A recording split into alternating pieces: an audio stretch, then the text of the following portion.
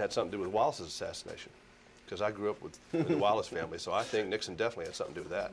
Because how do you explain Arthur Brimmer having all that money to fly around to all those places, but it was so politically incorrect to care about Wallace? No one did. Yeah. But I think it was all together. You realize if I said that in the movie, that I would be, like, they'd be saying I was ready for the insane asylum. Well, they are I really, would watching say it. me like I've said it on the radio. I've said it on national radio before. God, no one cares about it now. Okay. All right. Well, no one says you're not a brave man to take on a big project like this one. This is a character-rich environment, the Nixon saga, wasn't it? I mean, where do you start and where do you stop trying to put it into some kind of form? I think the film speaks for itself. I mean, the supporting cast was wonderful. We had to obviously lose a lot of incidents and cut the inner circle down to, you know, a manageable dramatic length. But you found this man just, have you always thought he was really interesting? No. Actually, when he was alive, he had no charisma, as I remember. I was indifferent to him. I didn't hate him particularly. I just thought he was a crook, you know, he undermined the faith in American institutions.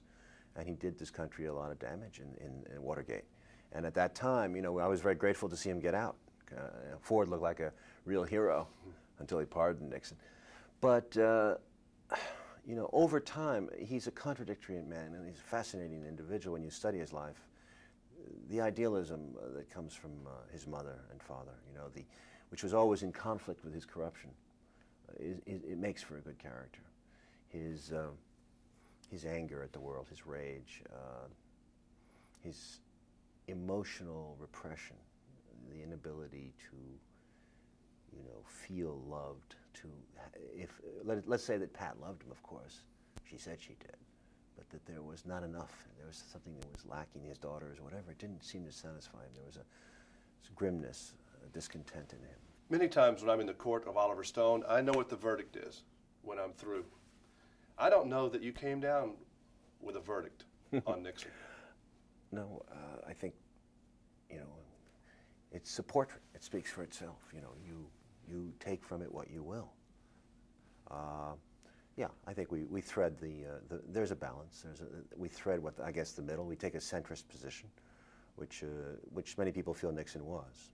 There's an argument that, you know, you could argue that we didn't go hard enough, and many people are going to say, you know, we were cruel to him, and we were associating him with crimes that he didn't do. So you know, both sides will come at us that way. What's new for you, right? That's right. What's new? I mean, it's getting to be an old hat, to be honest, and all I can do is shrug and do the best I can. It's a film that speaks with passion. You know, the actors are great. Tony Hopkins is just incredible, and Joan Allen and Jimmy Woods. I'm very proud of the movie. Yeah, you should be a lot of nominations in all kinds of ways. I mean, so many rich. They don't have real big parts in many cases, but they're great at what they do. Yeah, but more important, I think it's a movie that emotionally people can connect to.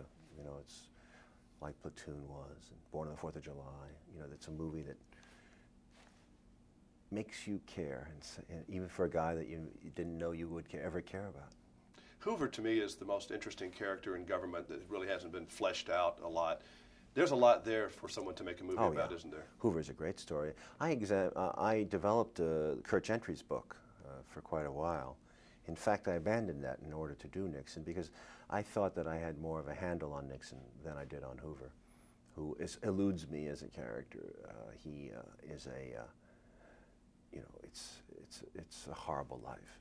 He was such an ugly man, such an unsympathetic man. It was so hard to care for Hoover. Anyway. But do you feel the force of Hoover in many of the films you've done as you started to look into JFK, as you started looking into Hoover's Nixon? everywhere. You always see this little, not even little, this big thing over his shoulder. Hoover's a map of the country. You know, it's he was a disaster for America. Now, many people would argue that. They would say that he was the G-man. He was the guy who was watching out for the interest of the country. Yeah, of course. I mean, he is a controversial character, but he's a scary one. Of all the characters around Nixon, was Pat the hardest one to try to portray, to try to write something for? Yes, she was called the Mona. She never talked. She was called the Mona Lisa of American politics. She was never talked. Interviews are very dull. The daughter Julie wrote a book. Julie Eisenhower wrote a book about her, and you can't really tell much from that. But there were witnesses to some of these incidents. Like, there was talk of divorce. There were strains in a relationship after '60 that were overheard. There was, some of the White House staff have gone on record as saying that the dinners were very difficult at the end, forced and quiet, and silence. And Nixon would disappear after dinner back to his office and make calls late into the night. They slept in separate rooms. There was very little contact. She must have been very isolated and very lonely. Must have been a strange time to be a fly on the wall of the White House those 4 years. Yeah. 8 years. Yeah. Nice seeing you again. Thank you, Jimmy. I watched Heaven and Earth again the other day. Yeah. And